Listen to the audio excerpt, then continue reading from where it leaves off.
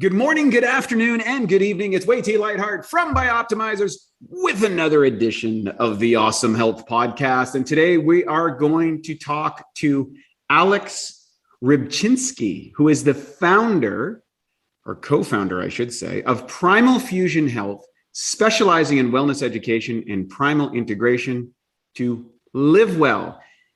And Aleks is a master CHEK practitioner, neurosomatic and holistic therapist with over 15 years of clinical experience working on celebrities, pro athletes, and all walks of life. Aleks guides clients and students globally to live in harmony with themselves and others, mentally, physically, emotionally, and spiritually. And some of the things, he has what he calls the Primal Pride community, which we'll talk about a little bit, which is here to support people through their journey in life. And talking about things like the seen versus the unseen, why 75% of life is unseen and why you can't see your thoughts, emotions, and God on the road to self-mastery. He also gets into archetypes and the universe, how higher intelligence creates a space where ideas become real, and how archetypes are cosmic ideas seeking fulfillment as human imagination. So, Aleks, welcome to the show. Thank you. Thanks for having me. Well, what's really interesting is we met recently at Paul Chek's 60th birthday party, which was a total hoot. And we had an instant connection as soon as we got there and, chatted about a number of different things. And I thought it'd be great to bring you on the podcast because so many people look at what maybe physical practitioners do. They look at, I got to lift kettlebells or barbells or dumbbells or run, or in the training practitioner world, we're looked at as almost external mechanics or, engines of aesthetics or performance-based parameters. But what's fascinating about, I think, Paul Chek's whole discipline and what he advocates is largely kind of what you indicated. It's 75% of what's not seen or not obvious within the physicality. It is these other aspects which you've embraced so deeply. Can you share with us maybe a little bit of your background of how you got to, you're joining us from your facility in Austin, your training and facility where you facilitate, holistic health and practitioner and overcome challenges, all these different things. Can you talk about that journey, where you are today and how you got there? Well, actually, it's funny that I made a post about it literally before we got on. And it was, I was looking on Instagram, someone recommended this guy.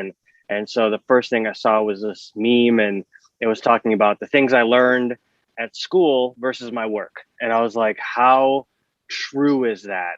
And I remember beating myself up and feeling so sad and hurt over being conditioned to think I was stupid and not intelligent because I wasn't following this general path of how people need to, achieve success and, support a family. And so I didn't do very well in school. And that's what people, I barely read, and people get blown away by how much information that comes out of my mouth and from my heart. And so going through, I moved here from Ukraine. And how old were you? I was 4.5. Okay. And I speak 2 languages, and my parents didn't speak to me in English. So I'd, go speak English. I don't even remember how I learned English, to be honest with you. I don't have a physical memory of when I transitioned into learning English. And they wouldn't speak to me, and they couldn't help me with things. They couldn't help me with homework.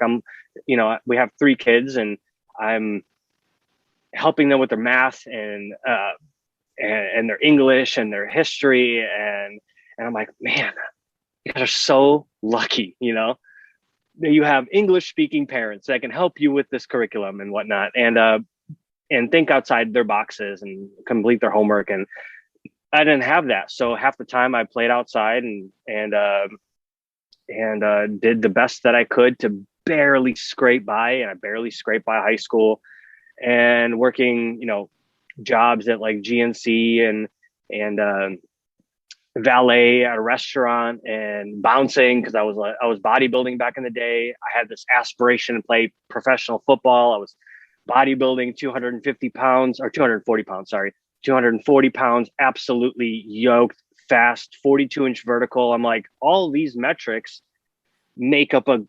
NFL athlete. I'm like, all I got to do is learn these skills. So I played semi-professionally. I played through high school, semi-professionally after, with this drive to play professionally.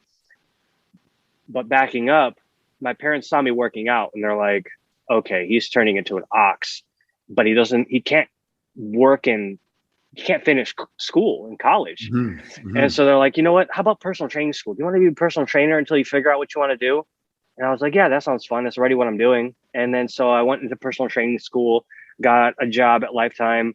And through that job in Lifetime, I ran into a guy that only worked there 3 months. I still talk to him to this day. And he introduced me to Paul Chek. And actually gave me a choice between Paul Chek and Charles Poliquin. Right. And he told me about both of them. And I was like, yeah, I've tried that supplement and weight route. I'm going to go Paul Chek route. And then I invested like $5,000-$6,000 without even researching who this guy is, because I don't read very much. And so my heart was like, this is the person to learn from. So I got his correspondence courses.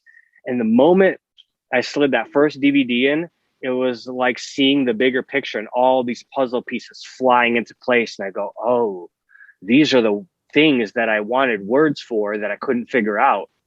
And the moment I got exposed to his scientific back training or core conditioning, I can't remember which one I took first. I was hooked and I needed more. And I made it from that moment. I was like, I got to learn from this guy. I got to suck every piece of information that I can out of him that he's willing to give me. And it's been 12 years since I've been in the Institute, and I got hired on as a faculty. I'm apprenticing right now to be a full-on faculty member to teach, the courses and work my way through that.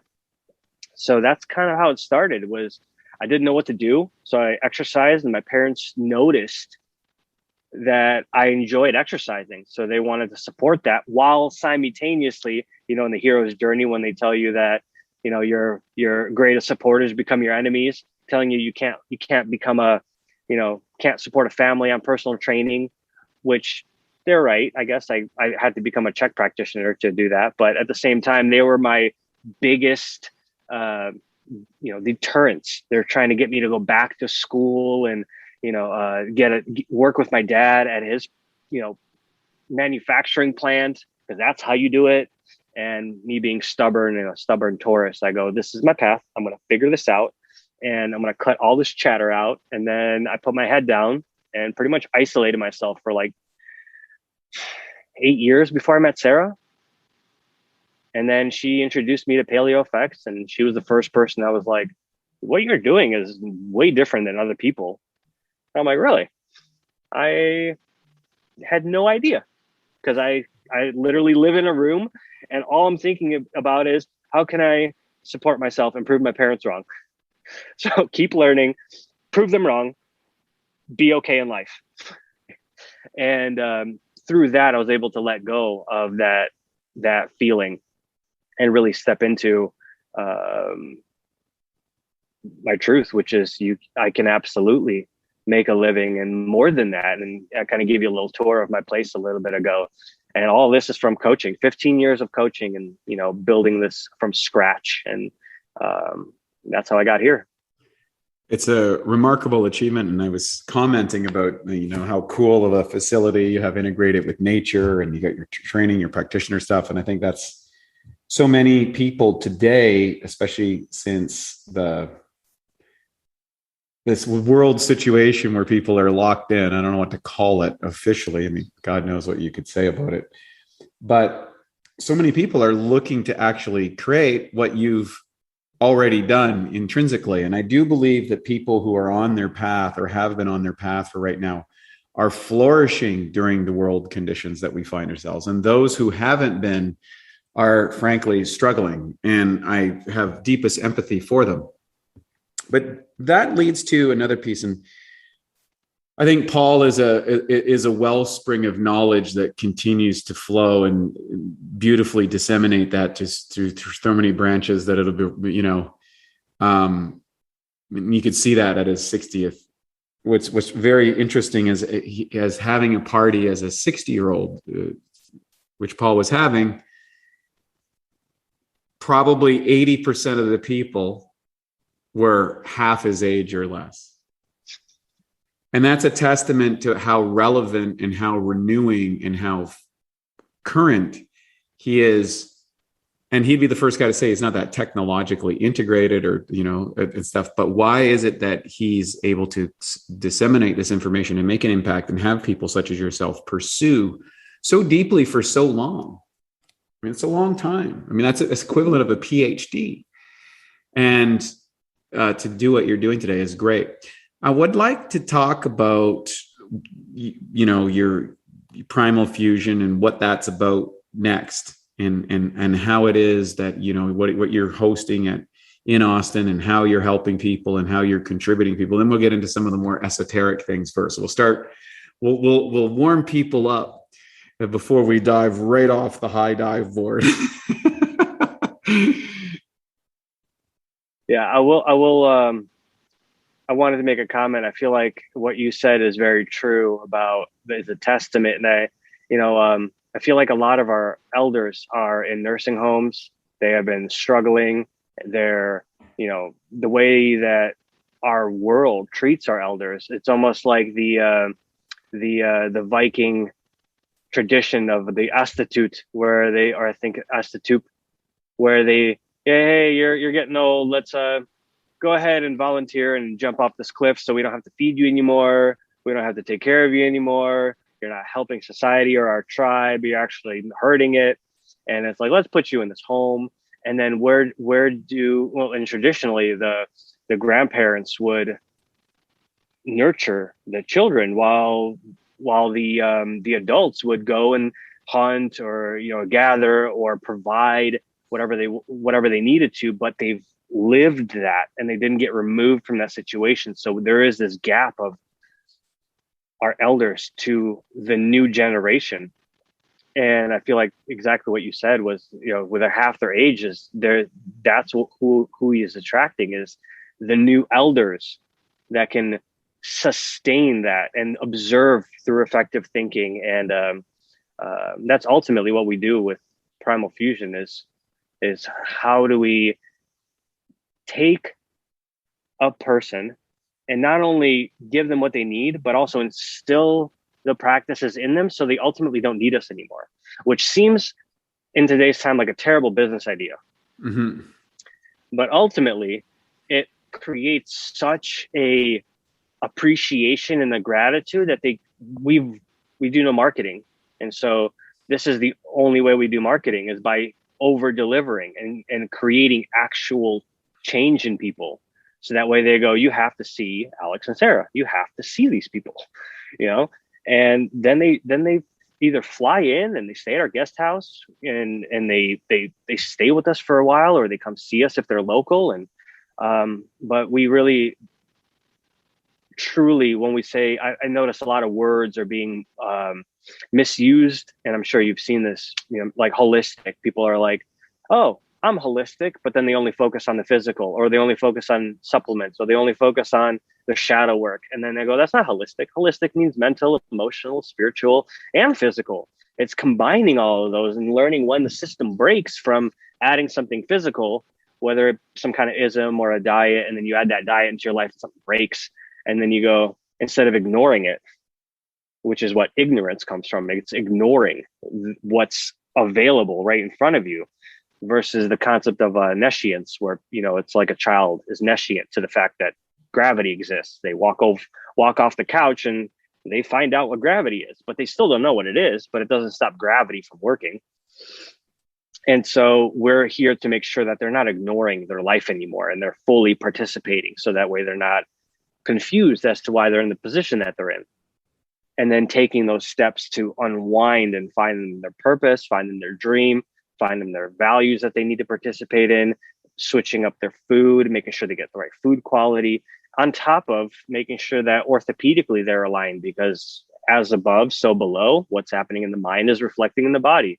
And what happens in the spirit wants to experience goes into the mind, goes into the emotions, and then it reflects in your body. And that's really what we spend a lot of time doing, is learning how to make sure that person is thinking, feeling, and doing all of the things that spirit or their higher purpose is wanting them to do, by figuring out what that is. And instead of telling them what it is, we uncover it, and we allow them to uncover it. So it's actually empowering versus, giving someone the fish and then they're like, hey, I'm empowered until I eat this fish, Right. So that's what we spend a lot of time doing here. And it's a long educational process for people. What's the type of person that typically walks through the door at your place? Are they a novice? Is there someone that's been struggling? They've been referred. What is the type of person that walks into your facility? It's funny because I didn't know what my niche was. Everyone's like, get a niche. And what I figured the best niche for me was, I asked Great Spirit to bring me all the people that no one could figure out. And I'm going to figure it out. And I'll take all the time that I need. And I'm going to, I'll figure it out. And so those are the people that come like, hey, I've been to everyone. I have tried everything. And that's the most common thing that I hear. And I still can't figure it out. And then so we put them through our ringer and 200 to 300 pages of paperwork and 4 to 8 hour assessments, and then the hours of body work, and then getting their movement, their childhood traumas, their full history of their life in order. And we find what the biggest hole is. If you have a hole in the boat, you don't worry about the little holes that are leaking. It's like, where's that huge hole? And then we patch that. Then we see what else is leaking. Okay, keep the boat afloat. And then eventually the boat's going to thrive in the water. And then you can build a bigger boat. So that seems to be our niche. Who keeps coming in here of, I can't figure this out. And it could be like a professional athlete that's like, I keep getting hurt and I don't know what it is. And I heard you're the guy. Or someone that's been hurt by the medical system through surgery or other surgical intervention. They've been through, like I have a patient that's been through 20 surgeries in like 24 months. And you have some fascia issues. Scar tissue, fascial. I mean, he got organs taken out of his body. Wow. And so he's like, can you help me? I'm like, I don't know, but I know how to make a human healthy. So let's try that first. And then so many things cascaded into his body detoxing. And, actually he's on your supplements, which is, he's takes those mass times religiously. And because that's extremely important for him, or else he can't digest food. And, but yeah, it's figuring out where those big holes are and then patching those first, and then being able to reobserve. Most people, they have a system or a protocol, but I'm more of like a Rubik's Cube. Okay. You make a shift. Okay. Now you reevaluate. Yeah. And then I could do that really quickly because of how long I've been doing this. And it's fun for me. I get irritated with protocols and like the same thing over and over again. I'm like, this is, take me out and back and shoot me, So the fact that people keep coming back in with more complex things is really fun. That's great. When we first met, I could tell that you're a deeply esoteric person or intuitive or spiritually oriented program. And you've already elicited that in your conversation here. And I think that's one of the aspects that sets apart Paul Chek and his institute, of how he actively disseminates that as a clear and important cascading effect through all modalities. How is it that you've been able to come to those realizations? Like what in your bio, it talks about 75% is unseen. So what aspects of the unseen became revealed to you where that became a world that you were comfortable of operating in? Well, I think it started when I died when I was 3. Okay. And tell us about that. Tell us about that experience. I was living in Ukraine with my parents, and I was born there. And I had laryngitis and my lymph nodes swole up, and they took, hospitals are different there. You get admitted to the ER, the parents get sent home, and whatever happens, and they call you when they're done. Like, you can't wait in the waiting room. There's no like, hey, let me watch, let me check in, what's going on. They don't even tell you what happened in there. All my parents know is they brought me to the hospital because I couldn't breathe. The nurses gave me sleeping pills so my mother can get some sleep. And how my mom tells me the story is, she after she heard that they gave me sleeping pills, they're like, I'm not here to sleep, I'm here to make sure he's okay. And then so a little time later, they found me completely blue, and then they had to rush me into the ER, and then or OR, and then send my parents home. So, but then when they wheeled me back out, I had this breathing tube out of my throat, and talking like a robot. And that's a little bit like, okay, what happened? He was only breathing, had labored breathing, and now he is cut open. And my parents would never have known that I died if my grandma didn't work at that hospital, and literally went fishing through the files, and they found my heart stopped for several minutes. They had to trach me, had to give me adrenaline, and that's what revived me. And so going back to that, I guess my psyche, my soul has always felt something different. Mm-hmm. And when you look at, I can't remember who it's, I think Penny Pierce, I think, talks about in her E² book, where if we all subscribe to the fact that atoms are 99.9 to the 7th power space, so that means we make up, 0.0 to the 6th or 7th actual matter. And so the way I describe it, and why I say 75%, is because I draw people a picture. We have the holistic model, we have the mental, we have the emotional, we have the spiritual, and we have the physical. So even if we break those up in 25% categories, so people can be like, yeah, okay, there's 4. And then we take that physical side and we shrink it to 0.00, well, to the 7th 1% actual matter that we make up, that we're made up of. And I go, so we're barely physical matter. Barely, but we hang on physical matter as if it's the only thing. So that whole thing we were talking about ignoring information, well, I like to entertain it. And I go, well, if that's true, what else is true? So what is hanging us up into this? How are we impenetrable? And then we have to look at frequencies and vibration, and how slower vibrations create matter, and we are vibrational beings. And so you start layering these findings on top of each other, and you go, okay, well, there clearly is something outside of who we are as people. So you can't ignore. I can't say you can't ignore, because people can have the permission and have it's their own free will to ignore this information.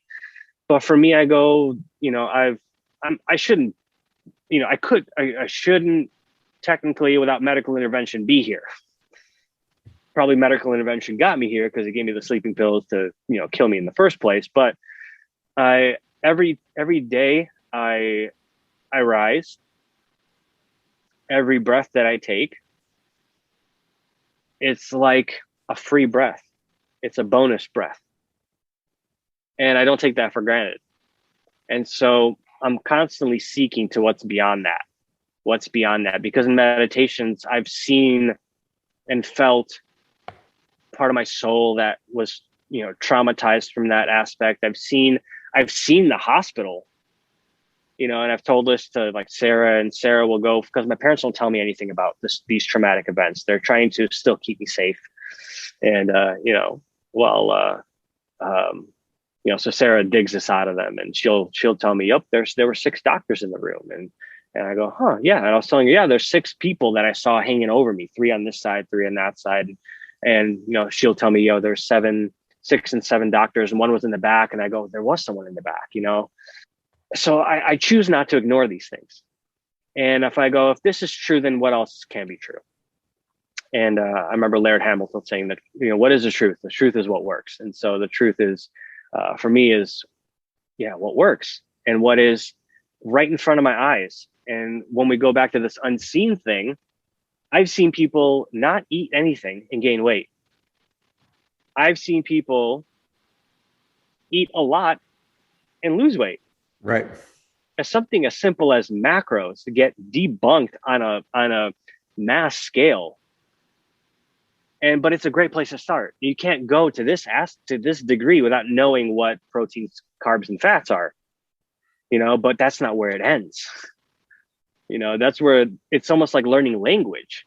You can't communicate with another person that speaks that language unless we create words and then create definitions for those words. And then we agree to those definitions so we can know what we're talking about.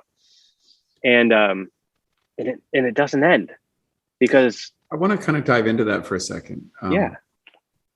Do you think that the not reading that much in school or getting well in school, and I think this is, and I'm leading somewhere, because Paul Chek talks about who is certainly a polymath, had an illustrious school career, as does a lot of interesting people in the esoteric physical world.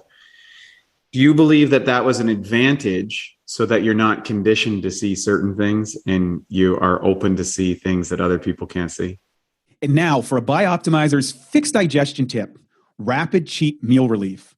Research shows that cheat meals can actually be an effective way to boost your metabolism. One key weight loss hormone, leptin, can be increased by up to 30% following a cheat meal. The challenge with the cheat meals is that all those extra calories and lower food quality can be hard to digest, which means you could be totally sidelined with a food coma after big cheat meals. The solution is to take strong digestive enzymes like masszymes, which will help rapidly digest and break down the extra food. 3 to 5 capsules before or right after your cheat meal can make a huge difference in how you feel following the cheat meal. If it's a cheat day with multiple large meals, you might want to go up to 10 capsules or higher to help you power through all that food. To save 10% on masszymes, go to masszymes.com. That's MASSZYMES.com and enter the code CHEAT10 at checkout. I think that's very on the right track, and I've been listening to a lot of audibles since then. Since like 3 years ago, I started listening to audibles, but I'm also a very stubborn person, and I've seen things that people that have told me aren't true. And since I'm ridiculously stubborn and I use that stubbornness to my advantage a lot, I've learned. Mm-hmm. And so when someone tells me you can't do something, but I have a feeling you can, or I've seen it happen, I go, well, you're not the right person. There's a saying, yes, when the student is ready, the teacher appears. And so I go, okay, well, you're not the teacher. Who else is the teacher? Who else is the right person? And I keep asking these questions with no shame behind them, because I'm genuinely curious. And yes, I get made fun of a lot for asking questions that people don't have the answer to, because their ego comes up and they go, well, I don't have the answer. So I got to deflect this conversation or diminish their sense of awareness or their curiosity. And it doesn't faze me, because I know that there's something that I'm here to do. So I definitely agree with you that not reading has helped. What would you say is, in your experience, the key elements that allow people to recover from complex positions or situations, and what would be the key obstacles that you see as patterns? What do you think that is? Are we talking about physical obstacles or mental, emotional? Could be spiritual? All of them. Could be whatever I'm not concerned about the nature of the obstacle, and I'm not concerned about the nature of what works. I'm inviting you to share what allows people to accelerate and what holds people back, I guess. I feel like what holds people back, and I've seen this a lot, is their attachment to their identity. Mm-hmm. And they have an ego, and this ego that they've identified when people say I am, and whatever precedes that is what they are. And so if you start creating labels and you keep creating labels, and we're in a world of labels right now, and it's how more can we refine our sense of ego and, be different, but yet we're separating ourselves with these egos. We're separating ourselves from humanity by, when you say I am this, that means you are not that. And you can never be that. And so if someone is, a bodybuilder, they may, under that label, may never tap into their emotions. They may never tap into their ability to learn outside of, 5x5 weight training, because that's what a bodybuilder is, or the hypertrophy. They live in that hypertrophy zone because that's what a bodybuilder does. Mass. And if I don't do this, and they get into it for different reasons, ego and pain. And so going back to your question, I feel people get stuck from change because of that label. And they may think, well, people expect this of me. And I say, who cares? Because they're in the way. Your idea of what they perceive of you is getting in the way of you being happy and feeling joy and changing your life for the better. And so I say, well, if you change right now and you lost all of your friends, what do you think will happen? They go, I'd be sad. And I go, what else would happen? They would go, I'd probably get new friends. I go, yeah. And then you could mourn the memories and the losses. But at the same time, you're inviting people that are meant to be in your life that will actually see you for you. And funny enough, I have a lot of people that complain to me about, I don't want to say complain, but they share with me, they go, I feel like people don't see me and they don't get to know me. And I go, do you know you? And they go, no. Well, I go, how do other people get to know you if you don't know you? Right. And then they go, that's an interesting position that I'm in. I go, great. So now it's time to get to know you and what you're all about. So then you can share that, and then the right people will stay. Do you think that, I would say, injuries, ailments, physical challenges, mental blocks, these things are limitations, or do you see them as keys to other aspects of self? They're definitely great spirit talking in your soul, talking very, very loudly. Like if you're not getting it, I mean, they even have cars that have built-in brake systems. If you don't brake fast enough, that thing will brake for you. And so, that's built into us. And most people think our soul is in our bodies, but actually our body is inside of our soul. Our soul is forever expanding, and our body sits inside of it. And this is the vessel that, we walk around and create separation between you and I, so we can have a conversation, so we can learn, so we can express our free will. And I'll tell you from personal experience, I did not learn fast enough about what my soul calling was, because I kept pursuing, football, and I kept getting hurt until one day, I was already a manual therapist and, doing really well and continuously learning through check. And then one guy fell and my whole hand swelled up and his face mask smashed into my hand. And I go, whoa. In the middle of a game, I go, I need these. I go, what am I doing in the middle of a game? And I go, I think this is my last season. And I put it right then and there. And then recently, I went to do a jiu-jitsu competition. And recently, since I stopped playing trying to play professional football, and then I played competitive volleyball, and I try to go competitive because, having a 42-inch vertical, being 5'10", highly coordinated, fast, and I got hurt. And then I go, I'll take a break. Something's off here. And then I had this realization that I'm not meant to compete.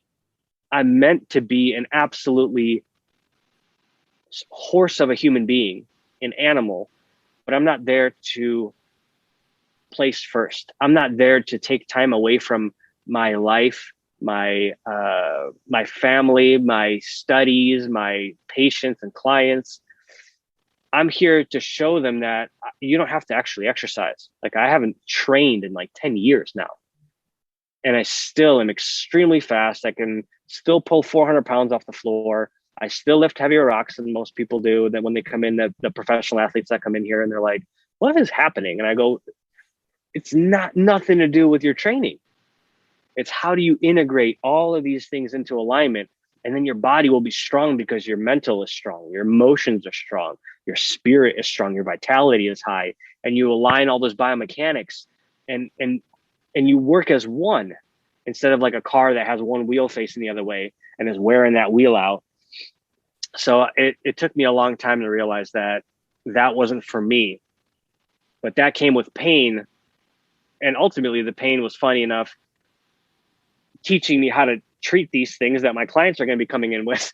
So I had to treat them in myself first so I can treat them in other people. And I was like, when am I going to learn not to get hurt to be able to help people? And so recently in this jiu-jitsu tournament, I was like, I'm going to go in and I'm going to win. And then I hurt my ankle.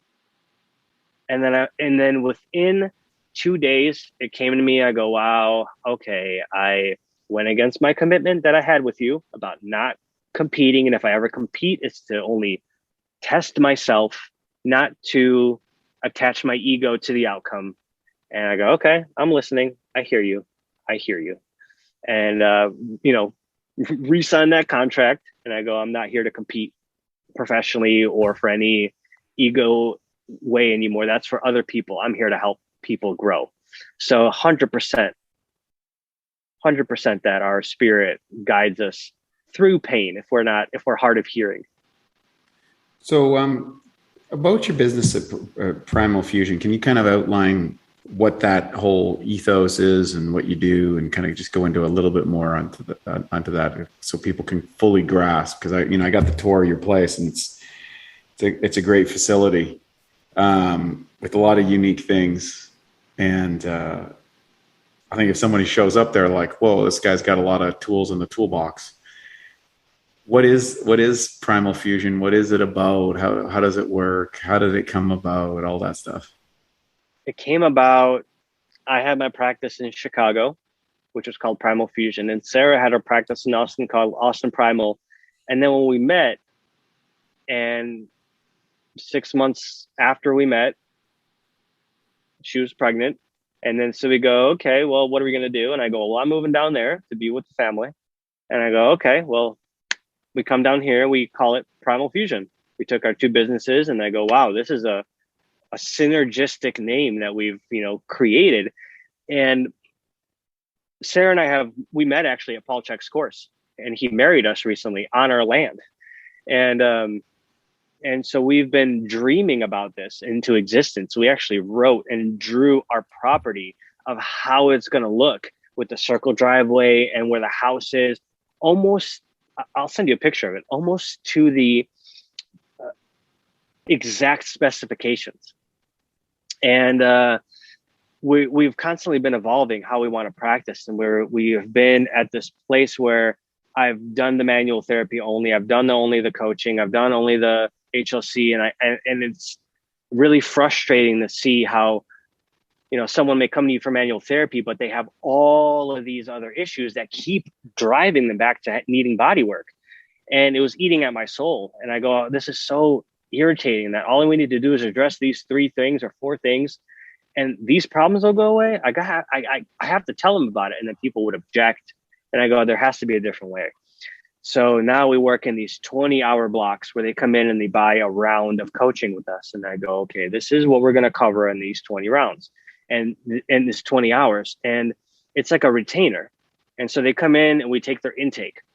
We take about 200 something pages of paperwork, and we go through the assessment, because no one works with us without an assessment, without filling out the paperwork, and without getting a clear plan of where we're going with this. Because other places, it's like, hey, how you doing? Let's go squat. And I go, we need to figure out where we're going. And all of these minutia things, like, for example, I have many clients that come in and they go, where do we start? I go, you're getting your teeth done. Well, what do you mean get my teeth done? And I go, well, and I explain to them how their jaw mechanics impact the way they're breathing and their airway, and how the teeth downregulate the power, which means they can't control their hands and the shoulders. And that's probably why they got a shoulder injury in the first place. And then I teach them about the Levitt reactor and how the jaw and the cervical spine mirror itself in the lumbar spine. And most people with TMJ 5 to 7 years later have back pain because their bodies fully compensate after about 5 to 7 years to get rid of their jaw pain. And so we teach them about these things, and through the year or years that they're coaching with us, to make sure that they never need us for the same issue that they came in with. And that's how we operate. We combine all of those things, and whatever they need in that moment, or if they're on schedule, we continue to either give them the mental, emotional, the body work, the training, the programs that they need, and that we see that are the biggest obstacle that are in their way, and we meet them where they're at. You know, I see a lot of coaches that are like, it's either you live by the Bible or you're kicked out of the church. And I go, there's other ways to do this. You know, if, you know, the best thing you could do right now is drink water, or take a good digestive enzyme, or get a new water filter, or, you know, go on a walk, or lay on a foam roller. Like, that's where we start. Some people are more motivated than others. And so I push them as far as they can handle. And so that's how we operate here. So what do you imagine for your company, your direction? What's the vision and direction that you're going, and share a little bit about where you feel your own journey in this as an advocate of these principles and helping people are? I got hired I'm still apprenticing. So, but the talks are I'm hired. And so once I finish my apprenticeship, I want to teach for the Czech Institute, because I have I say this to a lot of people, that I have a skill set that I could stop learning effectively today and be fine the rest of my life, but it doesn't satiate me.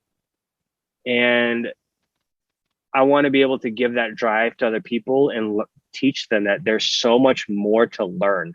And no matter how much you learn, there's always something more to learn. And there's always something to dive into and learn how to integrate.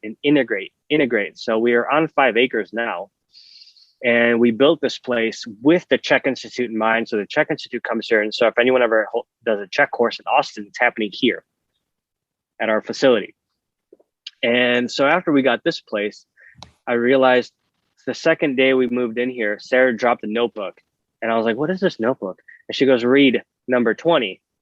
And I read number 20, and it said, you know, have a place with acreage that my animals can run around in. And then I'm like, this is so interesting. I wrote this almost 10 years ago in HLC2. And I remember Paul being like, write 20 goals right now. And I wrote them all down. And I looked through them, and every single one of them, except one, which was become a faculty for the Czech Institute, which I was in the process of apprenticing, were already done. So I go, I need to get more dreams. Yeah. So I started dreaming about I need 100 to 500 acres.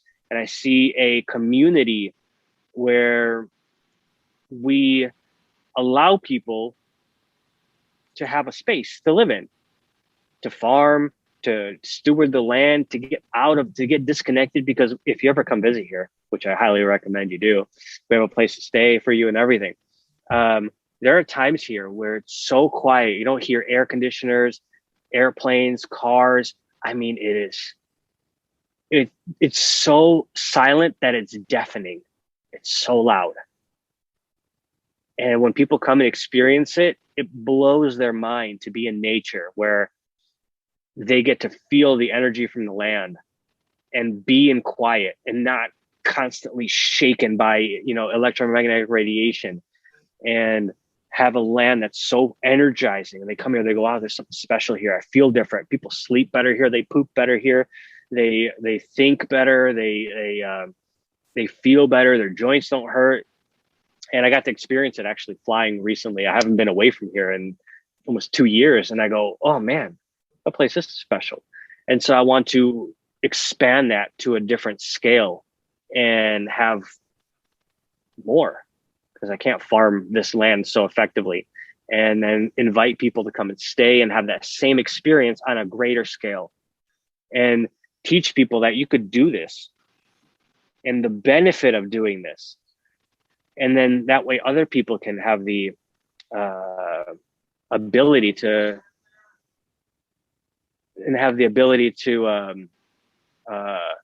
jump into this themselves. Where can people reach you, find out more, come see you, that type of thing? They can find us at primalfusionhealth.com. They can find us at the Primal Pride, which is our new community that we've started, and we've been running for the past 8 months. And when you're asking me about like what's the next step, is actually to coach the new generation of new, I call them little doe-eyed practitioners that have jumped into this field, and they go, what did I get into? What am I participating in? This is so new. This is amazing. How do I keep going? But this information is so overwhelming at times that people quit. And so we started the Primal Pride community to be able to bridge that gap for people and integrate that knowledge for them, so they're not so lost with the information and washed over by it. And they go, well, I'm never going to be able to apply this, so I'm never going to use this, so I'm going to stop. But I know the benefit of continuing to progress. And so that's where the Primal Pride comes in. And it's to support the next level of practitioners, coaches, therapists.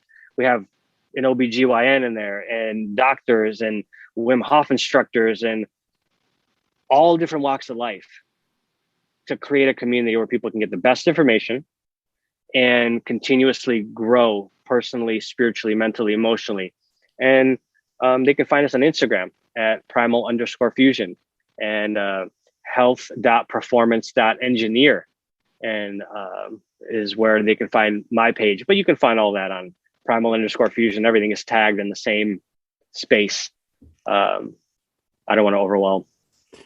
Beautifully said. And, it's always fun when I run into people who are, I would say, living in alignment with first principles. And you're one of those individuals. And I hope that our conversation today inspired some of our listeners to, follow their path, to discover what it is that they're meant to do, regardless of what anybody thinks, and embrace it and live it, and to dream and to grow and to share their wisdom and their value and who they are with the world. Because however someone is an aspect of the integration of all that is, and all of them fit together like puzzle pieces in a giant picture. And so I want to thank you for joining us today on the Awesome Health Podcast. I know that you will be a welcome friend many times as you come out to California again. We'll have you over here at the Biohome. I look forward to it. And thanks again for taking the time to share with us about the Primal Pride and Primal Fusion in Austin, Texas. Aleks, you've been a great guest. And for all our listeners,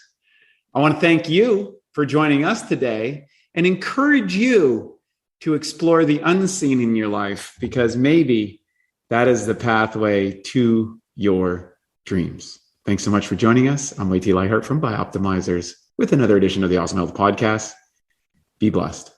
And now for a Bioptimizers fixed digestion tip: how to get away with eating sugar. Hey, look, sugar is normally one of the worst things for you. But let's be honest. I mean, we all cheat from time to time.